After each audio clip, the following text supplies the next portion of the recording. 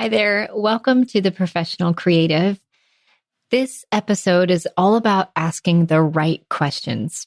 One thing I love to think about as a creative entrepreneur and in my business is that anytime I begin to wonder, I wonder what people want, I wonder what people think, all of a sudden, every single time I will realize, you know what? You don't have to wonder. All you have to do is ask.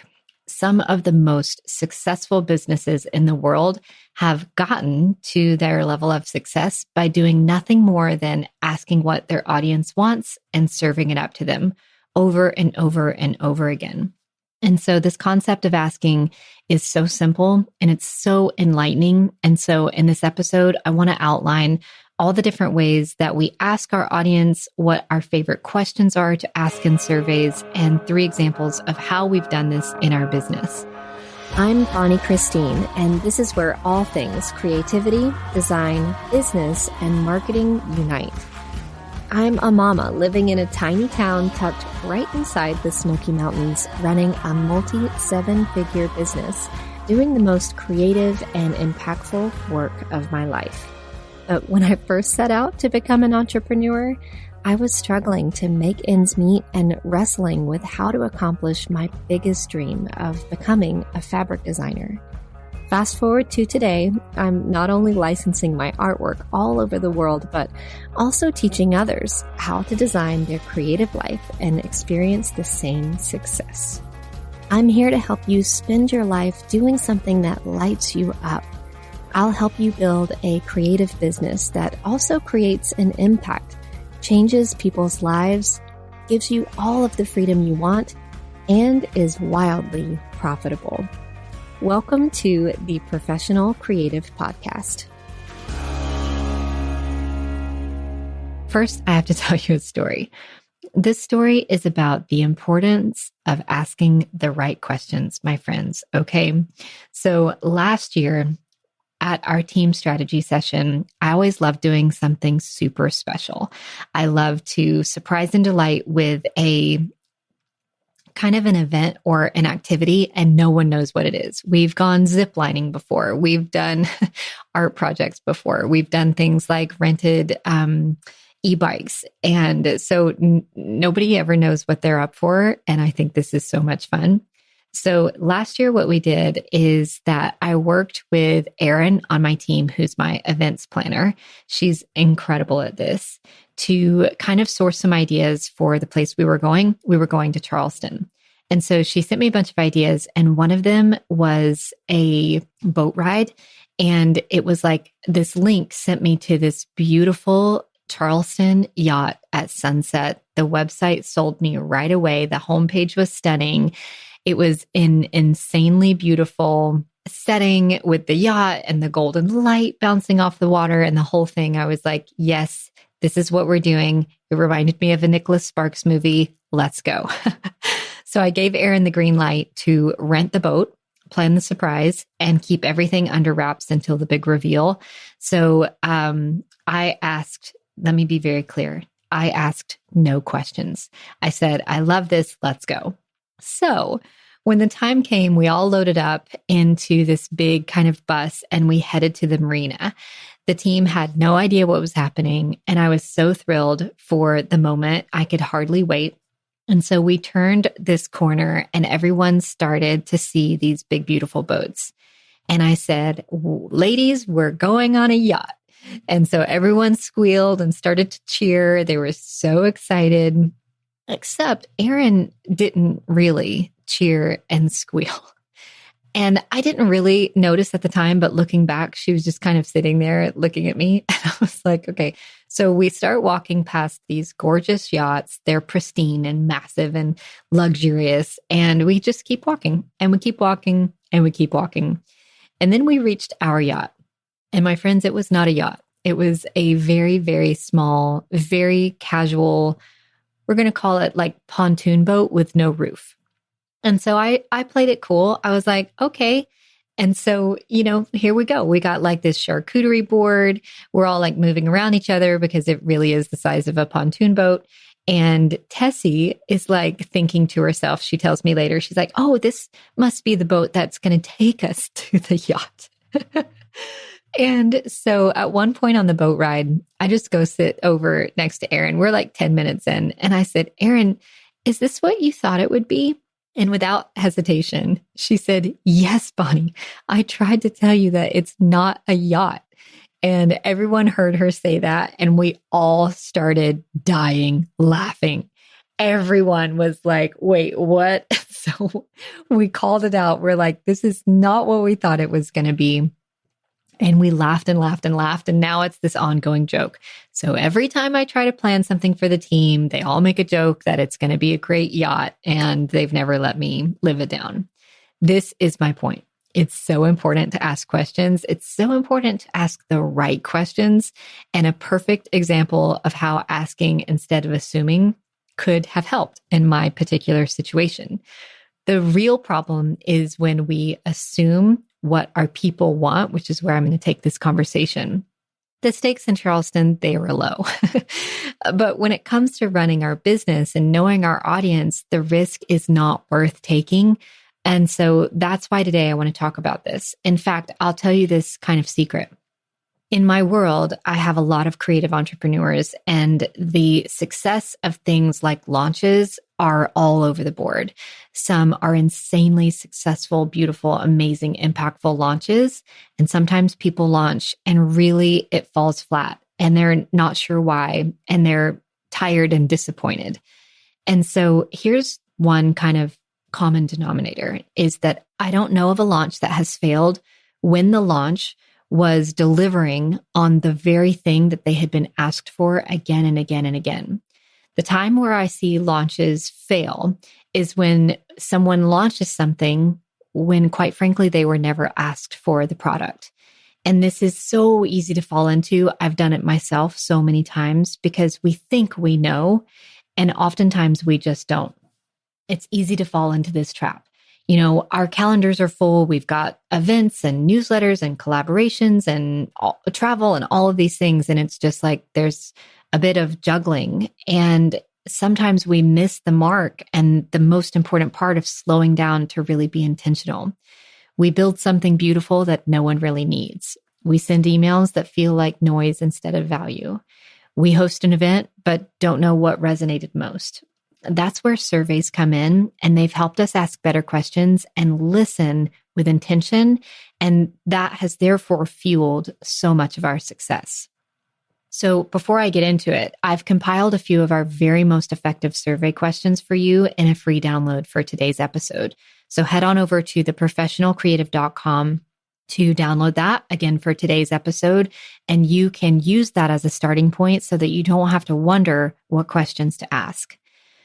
So what happens when you ask your audience meaningful questions? Well, you gain the clarity over what's working in your business.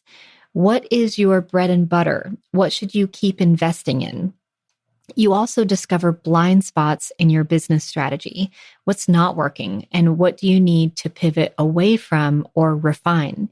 This is not a delicious piece of cake to eat when you hear what's not working. And my friends, it's the most valuable question you can ask. What could we improve? What did you not like about this? It is not fun to go through those answers, but I'm telling you, they are so incredibly important to improving your products and services and offers and making something really, really impactful. So don't shy away from it. You also build genuine connection and trust with your audience. I know that I love it when I feel like I've been brought in as a co-creator to something that someone else is building. I feel so heard and understood, and that in turn builds loyalty and just a really beautiful community. People really want to know that they're being listened to and cared for and not just being sold to all the time. You also cultivate a rhythm of listening and engaging in a valuable conversation to have, being open to feedback and open to pivoting. So incredible. So today I'll discuss 3 surveys that we sent just in the last year and how powerful they've been and how they've shaped our decisions. The first one is our newsletter frequency. This is a pretty simple one, but so incredibly important.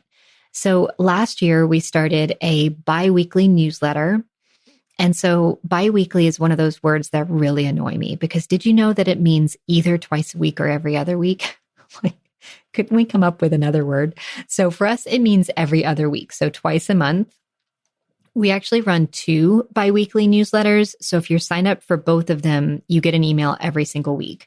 One is called Beneath the Surface, which is a play on our mascot, the swan. Our swan is like elegant and sophisticated on top of the water, but paddling furiously underneath the surface.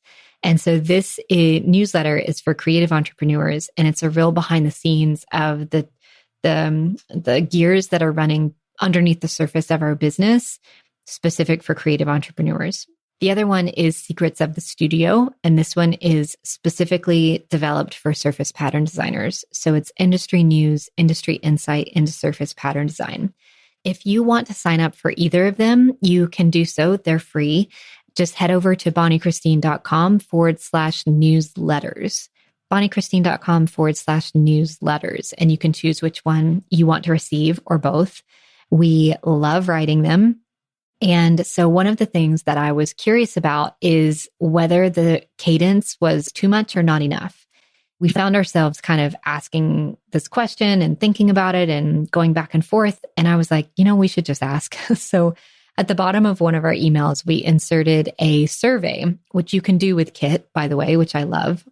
Kit's our email service provider.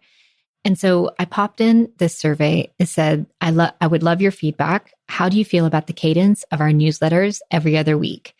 The options were, love it, it's the perfect rhythm. I want more. I prefer weekly. It's fine, but I'd prefer less frequent issues like monthly. 74.5% of our audience said, I love it. It's the perfect rhythm. This was so validating to me because I was over here kind of making some assumptions and hoping that I was right. Anytime we are making assumptions and hoping that we're right is your red flag. It is your go time for a survey. This simple survey provided so much confirmation for us to continue with our timing. And it just gave us clarity and encouragement knowing that people were loving it. This isn't always the case though. Quite frankly, I have done a survey really just for survey's sake before. I remember this one time that I had 4 class ideas that I was going to come out with next. This was years ago. And I had already decided which one I was going to do. But I did really have 4 ideas. It's just that I had already decided, but I was like, well, I'll kind of as a teaser and let everybody know it's coming, I'll do a survey. So I ran this survey, and wouldn't you know, that the one that I was definitely moving forward with was the least requested. No one wanted it. And I was like, oh my goodness, first of all, I can't believe it because I was so sure that I knew exactly what everybody wanted. I was wrong. And so I took this hard pivot and did the other idea, the one that everybody wanted. And in turn, it was incredibly successful. But had I not listened, had I not surveyed and listened, I have no idea what would have happened with that. Do you ever look at beautiful patterns on fabric or gift wrap and think, could I create something like that? Imagine seeing your designs come to life in the same way. Well, now you can with Start Simple, my free mini class series in fabric, gift wrap, and wallpaper design. And yes, it's totally beginner friendly, no experience needed. Imagine taking a simple sketch or doodle and transforming it into a beautiful pattern ready to print and hold in your own hands. In these quick, beginner-friendly classes, I'll guide you step by step through the essentials: doodling, turning your doodles into digital art, creating custom color palettes, and creating your very first repeating pattern. And the best part, you'll finish with a real product. I'll teach you how to export and upload to my favorite places to get your own custom fabric, gift wrap, or wallpaper in your hands. It's amazing to see your vision brought to life in this way. Whether you're looking to play or explore or maybe even kickstart a whole new side hustle, Start Simple is the perfect way to get started. Plus, it's absolutely free. Go sign up at bonniechristine.com/start simple. I can't wait to see what you make. This is the perfect, no pressure, joyful way to explore your creativity. Sign up today at bonniechristine.com/start simple and let's make something beautiful together. Okay, so now let's talk about a really big example. And this is the surveying that we did ahead of this enormous change between Flourish, my existing membership, into its new public edition called Pattern Plus. Pattern Plus is opening on May 27th, and I want to talk you through how we made this change. We had a hunch. We knew some things that we wanted to update. We were gathering intel from members along the way, but before we made any huge sweeping changes, we knew we needed to survey. So we did 2 editions of this. The first one is really working for us in the background at all times, and that is a part of our exit process. So if you cancel your membership, you don't have to give us feedback, but we invite you to give us feedback if you want. We ask you why you joined and why you're leaving and what improvements you would like to see to the program, and if you had any feedback for us. And this is so incredibly helpful. So we started digging into these in depth. This is something that we look at every single month, but for this in particular, we went really, really deep dive into the feedback that we had received here. The next one was surveying our existing members. So I have about 3,500 members in Flourish, and I wanted to ask them and get their insight. So I surveyed them with one question. You want to know what it was? What's one resource, tool, or shortcut that would simplify your workflow or make your life easier? That was it, just one question. And I promised them if they filled it out, they would get a free $5 gift card to Starbucks. So we had coffee on us if you would answer this one question. And so the survey cost me a couple of $1,000s. It's the best I've ever spent because the insight was exactly what I needed in order to move forward. Quite honestly, the answers surprised us. This was an open-ended question, so there were no multiple choices, and so many of the people had the same exact requests. So many. I would have never known. And so one of them, the very top request, the most requested feature, was something that was not on my radar to supply. Want to know what it was? Mockups. So if you're not familiar with what a mockup is a picture of a product that has layers built into it so that you can open it in usually Photoshop and apply your pattern or your artwork to it, and it looks like a real product. This is super helpful for surface designers who want to show their work either on social media or in their portfolio. So this was not on my radar and also not in our wheelhouse. We don't really do mock-ups. This is not something that I'm an expert in. I kind of know what I'm doing, but not really. And so we kind of troubleshooted, like, this is the number one thing they want. How are we going to make it happen? We considered partnering with another expert to do them together. We considered like AI and pretty quickly decided, no, that's not the right direction we want to go in. So what we ended up doing was partnering with a photographer, Callie, who's my best friend, but also a professional photographer. And she and I are hands-on curating mock-up shots every single month. We've styled my home. We styled my sister's home last month. And so we're doing these every single month. And then we're partnering with a tech expert to work on the file setup to turn them into mockups that we're then supplying to members of Pattern Plus. So one of the things I think is interesting is that we are offering them in both Photoshop and Illustrator. Photoshop is the known beloved program for mockups, but what we didn't want is to require our members to get another app or program if they didn't already have it. So we're also supplying them with Illustrator files as well that will allow them to use the mockup just the same. So that's super exciting. We figured it out. We made it happen. And we would have never done this had we not surveyed and understood their deepest wants and desires for the program. The top 10 most requested features in that survey ended up being deliverables for our new membership. And it was so clarifying for us. The third example I want to give you is our Surface Design Conference post-event feedback. So we host a live event every year. In past years, it's been called Immersion Live. This year, I don't think I've said this publicly anywhere, but we are calling it Surface Design Live. It's happening in October.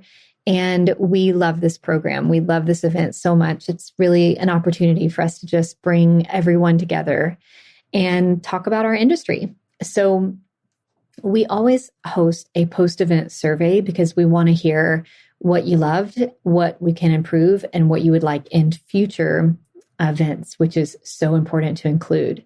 When you host a repeated event, it's kind of easy to assume that you've got it all figured out, but we always, based on their feedback, tweak the next year's event because we never want to start learning and we never want to stop listening. One of the best questions that we ask is, who would you love to see on stage for the next conference?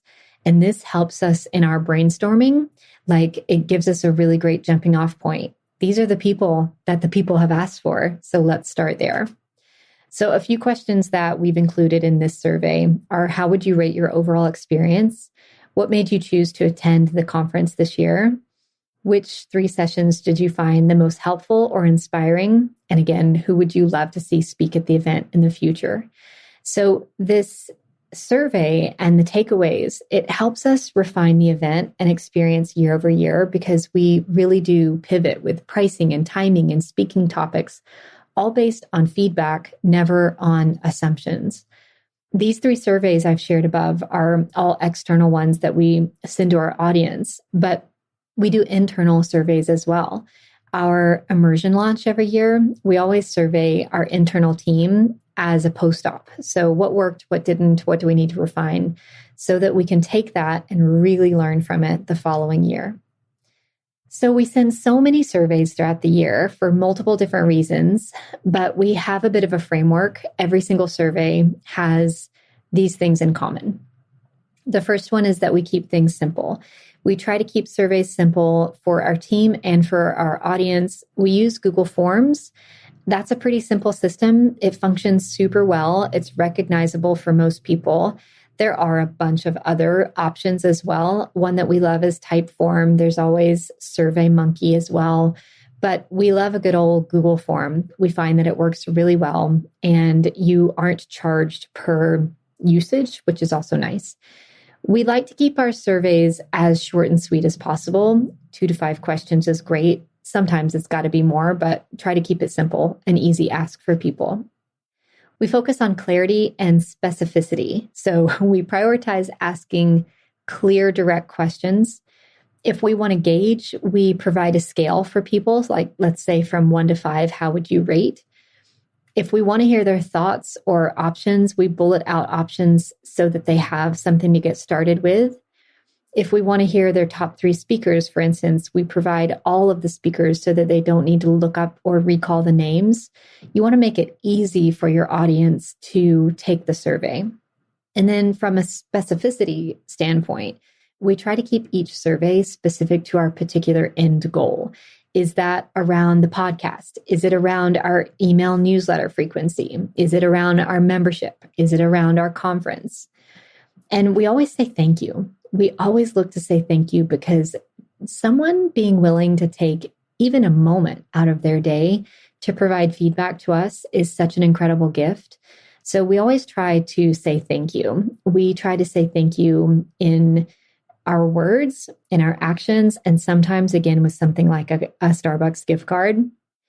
Sometimes we enter people in for a giveaway. So for our conference survey, anybody who filled it out was entered to win the next year's conference for free. And other ideas we've used are a handwritten thank you note, a gift from our shop, all kinds of things, just as a way to say thank you for taking the time. If we're going to make an ask, I think it's also really important to figure out a way to say thank you. I think surveys sometimes can feel big or filled with data. We can kind of get focused on impressing our audience with the questions or in the robustness of it all. But I would just want to encourage you that a single well-phrased question can often provide you everything you need to move forward with clarity. For example, one of our surveys, we asked, which area of your business do you feel the least confident in? Super simple question, but the result was so interesting. 37.5% said social media and online marketing. In another survey, we asked the question, what is the biggest hurdle you're facing right now in regards to your art? Again, it was a single question, but the result is 39% of people said, I don't have enough hours in the day to work on it. Interesting, right? Surveys are just an incredible opportunity to gain clarity over what's working in your business. Again, to discover those blind spots, to build genuine connection. So you can ask yourself, where am I assuming instead of asking? What question could really unlock clarity for me this week? Remember, keep it super simple. Don't overthink it. And then how can I thank those who take the time to respond? Think through your business and consider where those unknowns are, where you are really considering and assuming and wondering. Again, if you're wondering, it's time to survey. You can look at your project for gaps or question marks or between the tasks or events that make up those projects. You can ask yourself questions like, I wonder what they think about this, or do they like this frequency, or what do they want to learn from me next, or what do they want to buy from me next? Was this part of the event a success? How could I be serving them more efficiently or effectively in this area? Then you can look at your unknowns and draft just a few simple survey questions. Maybe start with 3. You can always do more later, but getting them asked at the beginning is so incredibly important. So like I mentioned at the beginning, if you've been unsure or you just want a way to get started, go grab our free download for today's episode. It is our favorite questions to ask in any survey. They're the ones that we have used time and time again to build a successful business. You can get that at today's show notes over at professionalcreative.com. Thank you for showing up today. In next week's episode, we're going to examine how we organize our weekly email newsletter and how you can easily apply a similar flow to your own weekly email newsletter. Until then, my friends, create the beauty that you want to see come alive in the world. And remember, there's room for you. Bye for now.